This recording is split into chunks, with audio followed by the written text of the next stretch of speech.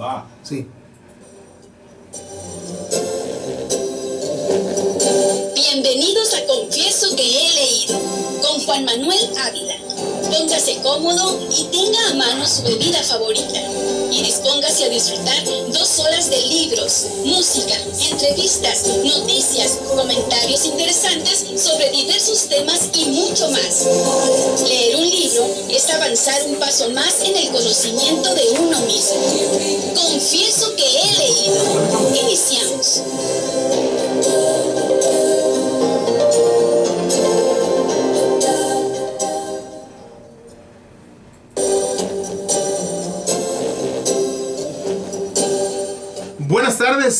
Buenas tardes, son las 7 de la tarde con 2 minutos en punto, aquí en esta hermosa, bella, cada vez menos cálida y cada vez más oscura, pero siempre hermosa capital del estado de Sonora, Hermosillo. Qué bueno que están con nosotros en Confieso que he leído, tomo número 57, hoy miércoles 2 de octubre de 2019.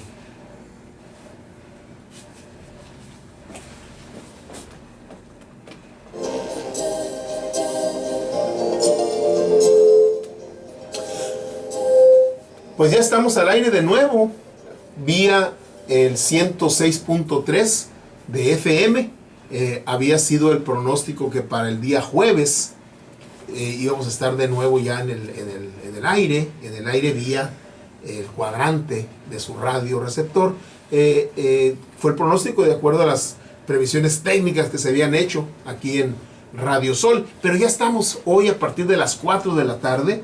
Volvimos al cuadrante, así es que usted puede vernos y escucharnos en Facebook, en Twitter, en Instagram, a partir de la medianoche de hoy, grabado en YouTube y también en el cuadrante de su radio receptor en el 106.3. Y además hay una liga ahí, pero muy amable, muy fácil de acceder en el www.radiosol106.com, en la web. Pues ahí pueden ustedes también escuchar. Y ya próximamente, hoy se hicieron las primeras pruebas, ya las pruebas definitivas de lo que va a ser la página oficial de Confieso que he leído, www.confiesoqueheleído.com.mx, que vamos a estar también transmitiendo desde ahí, y usted va a poder acceder a esa página y va a poder encontrar pues cosas muy interesantes que ya le iremos comentando. Yo creo que en un par de días, o quizás sí, más o menos, por ahí para el filo del viernes, ya vamos a poder estar, ya van a poder ustedes acceder. Nosotros vamos a acceder como pedido de prueba solamente en esta página de Confieso que he leído. Las opciones pues para sintonizarnos son muchas, y hoy pues en este tomo número 57 pues vamos a recordar de una manera memorable este 2 de octubre. Pues hoy se cumplen, pues ya son 51 años de la matanza del 2 de octubre de 1968, que ocurrió aquí en la Plaza de las Tres Culturas, en el entonces Distrito Federal, hoy Ciudad de México. Y bueno, hoy fue día de conmemoraciones en varias partes de la República, fue día de marchas, y vamos aquí nosotros a hacer algunos comentarios con relación al 2 de octubre. Vamos a poner música relacionada con ese suceso. Vamos a concluir las 3 versiones de Judas de Jorge Luis Borges. Va a estar con nosotros el doctor Miguel Ángel Soto Lamadrid. Él es uno de los doctores en Derecho pues, más reputados aquí en la comunidad. Es una persona de una larga trayectoria en la academia, en el litigio, en la asesoría jurídica. Es todo un experto, ¿sí? Y entre otras cosas, en estos días, yo creo que ya, si mal no recuerdo, mañana, ahorita se lo vamos a comentar bien, van a participar él y otros distinguidos juristas en un panel en donde van a analizar el impacto que tiene en nuestro país la ley de amnistía. Ahorita le vamos a comentar ya los detalles, va a ser ahí en el posgrado en la Facultad de Derecho de la Universidad de Sonora. Y hoy va a estar hablando de varios temas, entre ellos de la ley de amnistía y otras cosas, y evidentemente del panel. Aquí va a estar el doctor Miguel Ángel Soto Lamadrid.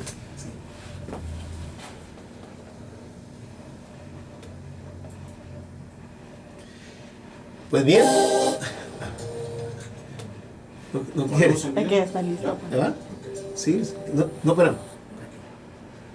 Bien, para iniciar pues esta conmemoración del 2 de octubre, bueno, antes de que se nos pase, hoy a las 8, dentro de unos 50 minutos, pues allá en el Kiosco del Arte, en el Kiosco del Arte, en el jardín, en el parque de la colonia Pitic, aquí que es entre el nororiente de la ciudad, más o menos, está este documental producido por el doctor Manuel Santillana y por el señor Javier González, con música de Alfonso Molina, música original de Alfonso Molina. ¿Sí? Está este documental sobre los aguiluchos, 1967, preludio prácticamente del 2 de octubre del 68. ¿Sí? Si tiene una chancita usted, pues póngase ahí su Face o su www en Radio Sol, ponga sus audífonos y váyase allá un rato a estar viendo el documental. Va a ser algo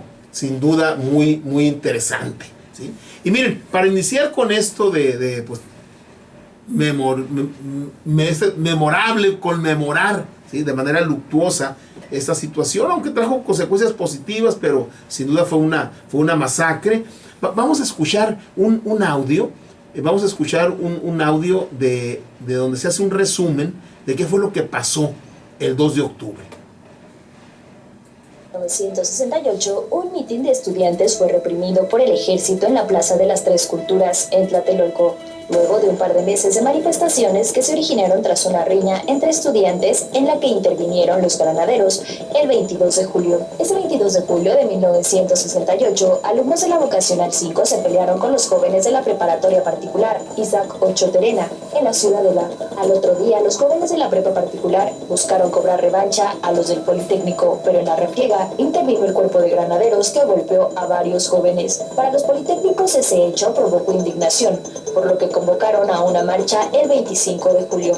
Las manifestaciones continuaron, pero el 30 de julio, un bazucazo en la enorme puerta de la entonces Preparatoria 1 de la UNAM en San Ildefonso la dejó hecha pedazos, lo que desató la ira de los universitarios, porque además, en esa ocasión, el ejército intervino, supuestamente a petición del regente Alfonso Corona del Rosal. El ejército entró a las preparatorias 2 y 3 y en las vocacionales 2 y 5, sacaron a varios estudiantes y los detuvieron, lo que provocó que facultades de Ciudad Universitaria se sumaran a un paro iniciado en las prepas y bocas. El 1 de agosto, el rector de la UNAM, Javier Barros Sierra, convocó a una marcha para unir a universitarios y politécnicos en contra de las acciones policíacas y castrenses en contra de los estudiantes. A partir de ese momento, el movimiento universitario definió su pliego petitorio y posteriormente, el 13 de septiembre, se realizó la Marcha del Silencio, una de las más concurridas y llamativas, pues los estudiantes se taparon la boca y llevaban velas sin hacer ruido. El 19 de septiembre, los soldados ingresaron a Ciudad Universitaria, violando la autonomía universitaria. La Secretaría de Gobernación, a cargo de Luis Echeverría, aseguró que la acción se debía a que los estudiantes realizaban actividades que no eran académicas. El 24 de septiembre, el ejército tomó el casco de Santo Tomás y Zacatenco, las dos unidades más importantes del Politécnico. El 2 de octubre, cerca de 5,000 personas se congregaron en la unidad habitacional de Tlatelolco para escuchar el mitin del Consejo Nacional de Huelga, que exigía, entre otras cosas, la desaparición del cuerpo de granaderos y que se liberara a los estudiantes que habían sido detenidos en manifestaciones previas. En el lugar había francotiradores desde los balcones y azoteas de los edificios. Los militares iban por los dirigentes estudiantiles que se ubicaron en el balcón del tercer piso del edificio Chihuahua. En la Plaza de las Tres Culturas dispararon sin pausa. El fuego más intenso lo hicieron desde los edificios Chihuahua, 2 de abril, Iste, Molino del Rey y Revolución de 1910. Además, murieron muchos estudiantes. Faltaban 10 días para la inauguración de los Juegos Olímpicos y desde el gobierno se orquestó ese 2 de octubre una matanza para parar el movimiento estudiantil de 1968.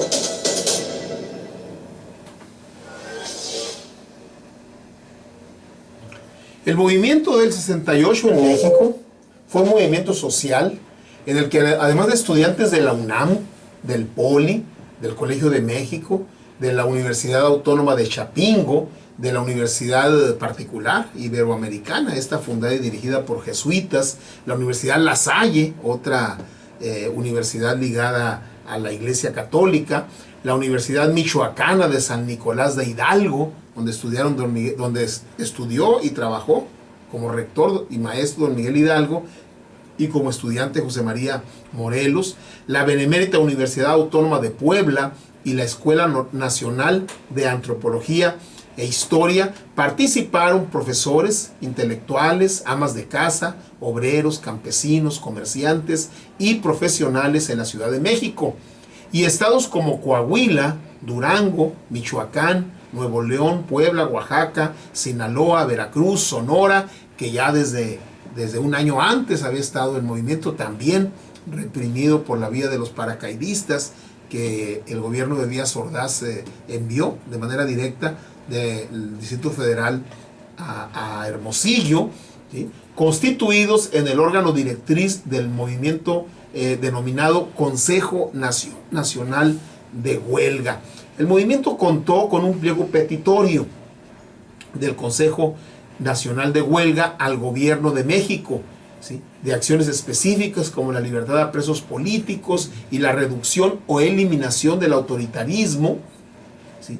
De fondo, el movimiento buscaba un cambio democrático en el país, mayores libertades políticas y civiles, menor desigualdad y la renuncia del gobierno del Partido Revolucionario Institucional, que para ese tiempo tenía, pues apenas, dirían ellos, 40 años, desde el 28-29 que lo fundó Plutarco Elías Calles, al cual consideraban autoritario.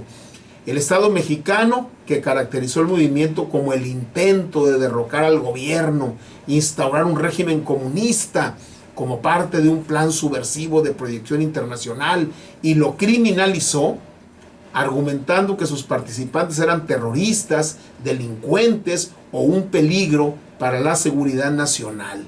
Por ello, fue reprimido continuamente durante el transcurso del movimiento, y con el fin de terminarlo, el 2 de octubre de 1968 perpetró la masacre de Tlatelolco en la histórica Plaza de las Tres Culturas de Tlatelolco, logrando disolver el movimiento en diciembre de ese año, del 68.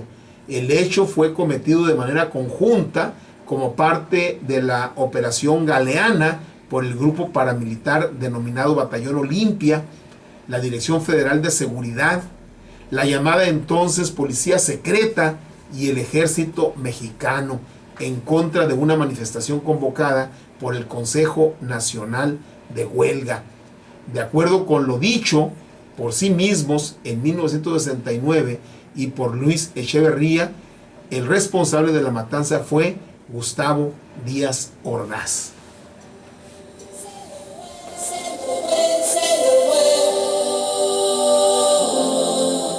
Fíjense, si usted lee o escucha, como escuchamos ahorita, esta síntesis que ustedes pueden encontrar en YouTube, de ahí la bajamos nosotros, o esta nota que les preparamos, pues aparentemente el movimiento inicia con una situación realmente nimia, ¿sí? Hay un pleito entre estudiantes, interviene la policía, ¿sí?, supuestamente a petición de las autoridades universitarias, lo cual no era cierto, ¿sí?, y luego los granaderos reprimen, y luego van a la preparatoria de San Ildefonso. La preparatoria de San Ildefonso en ese tiempo estaba aún en el centro de la ciudad, exactamente en el centro de la ciudad. Hasta ahí llegan los granaderos y le arrojan un bazucazo a una puerta, una puerta muy antigua, una hermosa puerta grande, así tipo como la que está en el Palacio Nacional, ¿sí? Y le dan un bazucazo. Entonces hay inconformidad de los universitarios y empiezan las marchas y hay más represión, etcétera, etcétera. Entonces dice, bueno, ¿cómo un pleito entre estudiantes deriva en todo eso? Por una parte, me parece que la hipótesis o la teoría que hemos estado esbozando aquí nosotros, en el sentido de que este tipo de movimientos en realidad son gestados por las acciones del propio Estado, del gobierno, particularmente del Ejecutivo y de todo un entorno, ¿sí? Es decir, yo le comentaba aquí a Ignacio Lagarda, con un mínimo, porque mencionamos brevemente lo del 68, con un mínimo de sensibilidad política, eso no hubiera ocurrido. Y me dice Ignacio, y con justa razón, y de sensibilidad humana, o sea, de sentido común. Pero ¿qué hay en el fondo de todo esto?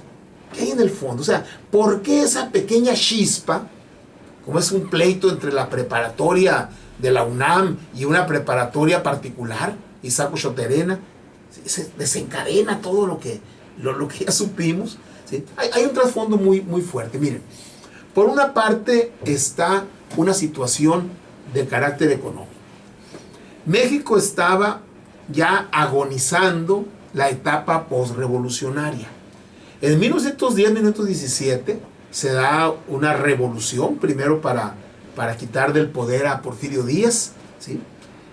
Sale Porfirio Díaz, se va en el Ipiranga a Europa, entra Francisco I. Madero, pero hay un golpe de Estado de parte de Victoriano Huerta, y luego el gobernador de Coahuila, Venustiano Carranza, se levanta y forma el ejército constitucionalista, y luego los sonorenses, Plutarco Elías Calles, Álvaro Obregón, irrumpen en la escena, y acá por el norte Pancho Villa, y allá por el sur Zapata, y se da la revolución. Bueno, la revolución más o menos termina en 1917 con la promulgación de la Constitución, el 5 de febrero de ese año. Con eso se institucionaliza la revolución. Es decir, al cambiar la Constitución un país, es la mejor manera de consolidar una revolución, ¿sí? Bueno, se hizo el 17. Claro, hubo muchos desajustes, porque los que antes eran aliados empezaron a pelear. Obregón ayudó mucho a Carranza, pero después dicen que lo mandó matar, y luego entre Álvaro Obregón y Plutarco Elías Calles hacen que primero llegue al poder. Después interviene también Adolfo de la Huerta, también sonorense, ¿sí? Luego mandan matar, asesinar allá en Parral a Pancho Villa, que ya estaba retirado. Mandan matar por allá a Zapata, ¿sí? Que estaba todavía en el sur, ya con un movimiento muy, muy local, etcétera, etcétera. Y se vienen los años 20, el 20, el 24. 2024 es presidente Álvaro Obregón, un gobierno pues más o menos estable, consolidado, ¿sí? Luego del 24 al 28 entra Plutarco Elías Calles, otro sonorense, también un gobierno consolidado, crea el Banco de México, se da la guerra cristera porque empieza a haber ahí unos desajustes con la Iglesia Católica, que quería seguir dominando económicamente al país, y hay una reacción del gobierno, quizá desproporcionada. Los obispos y sacerdotes, en represalia contra el gobierno, cierran los templos. Al cerrar los templos le echan la culpa al gobierno. Se da el movimiento cristero en el Bajío, en Jalisco, en Michoacán, en Guanajuato, en toda esa parte, ¿sí? Y luego se sofoca, llegan a un acuerdo, el gobierno y el Vaticano, llegan a un acuerdo, dejan colgados de la brocha a los cristeros, ¿sí? Pero más o menos va agarrando forma, ¿sí? Plutarco Elías se pretende reelegir a Álvaro Obregón, en una situación que estaba prohibida por la Constitución. Se reelige, pero antes de que tome posesión, ¿sí? Lo matan. José de León Toral lo mata en La Bombilla, un restaurante que está, hoy es un parque ahí en el sur de la Ciudad de México, ¿sí? Y se convierte en hombre fuerte Plutarco Elías Calles. Entra un interino, ¿sí? Entra Emilio Portes Gil, entra Pascual Ortiz Rubio, entra Abelardo L. Rodríguez, pero quien manda detrás es Plutarco Elías Calles. El 34 entra en el primer plan sexenal Lázaro Cárdenas. Ya hemos comentado que entra con todo el apoyo de Plutarco Elías Calles, que había fundado el PNR, Partido Nacional Revolucionario, para darle estabilidad al país. Había 500 partidos políticos, cada quien con su liderazgo, y él los junta en un solo partido de Estado.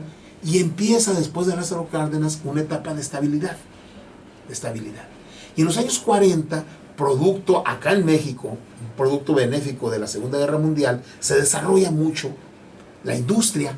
¿Por qué? Porque los Estados Unidos se paralizan, los Estados Unidos entran por ahí en el último momento de la Segunda Guerra Mundial, entra Estados Unidos, está paralizada la industria norteamericana, echan mano de la mano de obra mexicana vía los braceros, y en el gobierno de Manuel Ávila Camacho empieza a haber un desarrollo importante, económico, mucho desarrollo en nuestro país, ¿sí? Se da lo que se conoce con el nombre de desarrollo estabilizador, ¿sí? Una etapa que va más o menos del 40, 45 a los años 60, en donde crece el Producto Interno Bruto en el orden del 6, del 7%.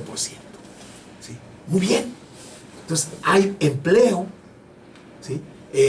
Los hijos de los campesinos empiezan a ir a la escuela, se desarrollan las escuelas primarias, se desarrollan las secundarias, se crea el Instituto Politécnico Nacional, ¿sí? La UNAM la hacen autónoma, ¿sí? Y empieza a haber desarrollo. El petróleo lo nacionaliza Lázaro Cárdenas y eso le da un gran impulso económico al país. Entonces hay bonanza. Hay bonanza, hay empleo, hay salario, hay consumo, hay movilidad social. El hijo del obrero se convierte en técnico, o el hijo del obrero se convierte en profesionista, o se convierte en maestro. Y entonces empieza a haber una escala social muy importante. Y en los 60 eso empieza a hacer agua. El desarrollo estabilizador empieza a detenerse. Ya Japón que había quedado destruido en la Segunda Guerra, ya empieza con su industria fuerte. Estados Unidos ya había reactivado, tanto Estados Unidos como Europa con el Plan Marshall, ¿sí?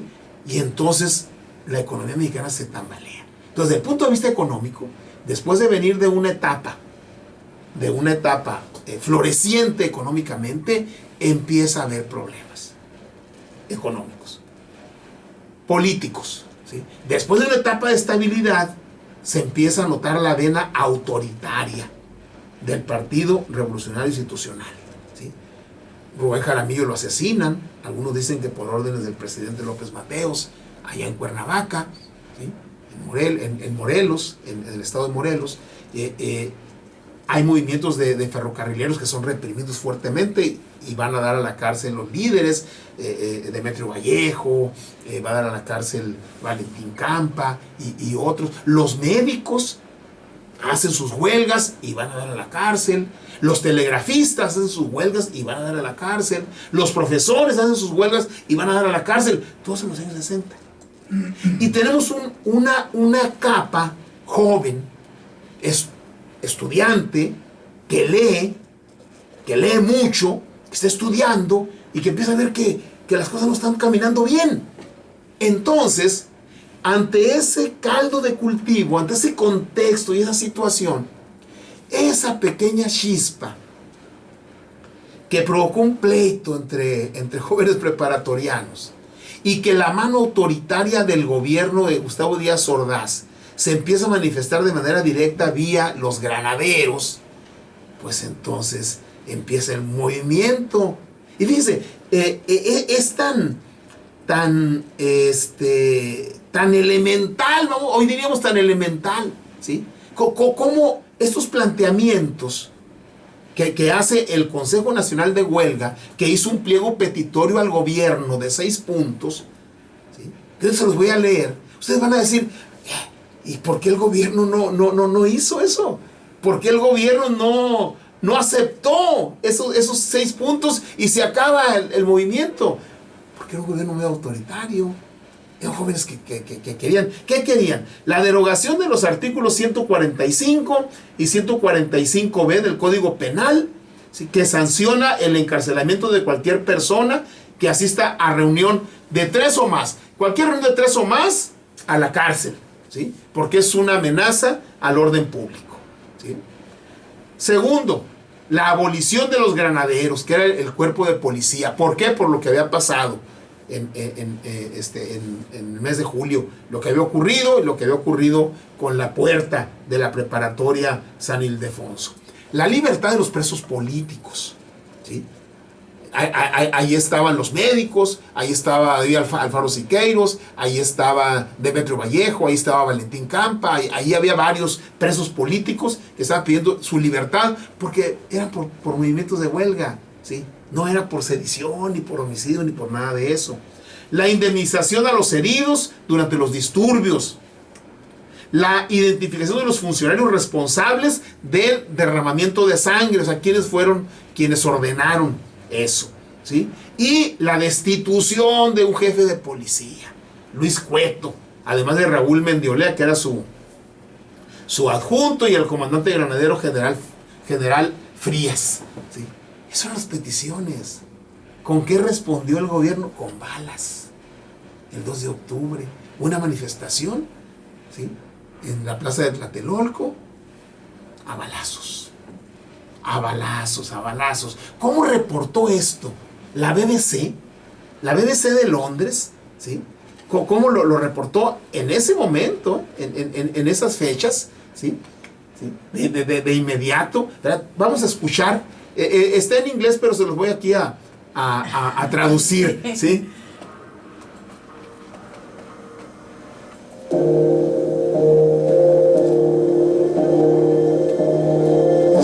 Matanza de Tlatelolco. ¿Qué pasó el 2 de octubre del 68? Demonstrators have come to protest against political oppression.